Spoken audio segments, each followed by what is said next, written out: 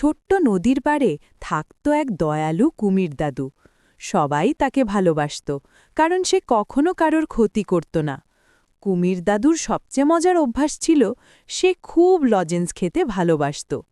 গ্রামের বাচ্চারা যখন লজেন্স খেত, তখন কুমির দাদু নদীর ধারে এসে দাঁড়াত, চোখ টিপ দিয়ে বলতো, একটা দিলে আমি তোমাদের মজার গল্প শোনাব। বাচ্চারা খুশি হয়ে তাকে লজেন্স দিত। তারপর কুমির দাদু শুরু করত রঙিন গল্প, জাদুর বন, কথা বলা মাছ, আকাশে উড়ান্ত ঘোড়া। কিন্তু একদিন হঠাৎ লজেন্সগুলো হারিয়ে গেল। গ্রামের দোকান থেকে, বাচ্চাদের পকেট থেকে, সব জায়গা থেকে উধাও। সবাই দুঃখ পেল, কুমির দাদুও মন খারাপ করল। তখন ছোট্ট মেয়ে তুলি বলল, চলো খুঁজে বের করি আসলে কে লজেন্স চুরি করছে।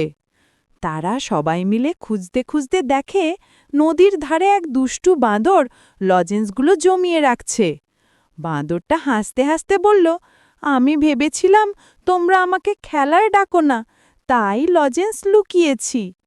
কুমির দাদু হেসে বলল, বন্ধু হতে চাইলে লুকিয়ে কিছু নেবার দরকার নেই, তুমি আমাদের সাথেই খেলতে পারো।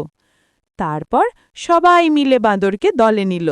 আবার গ্রাম ভরে গেল গল্প, হাসি আর লজেন্সের মিষ্টি মিষ্টি ঝানঝান শব্দে।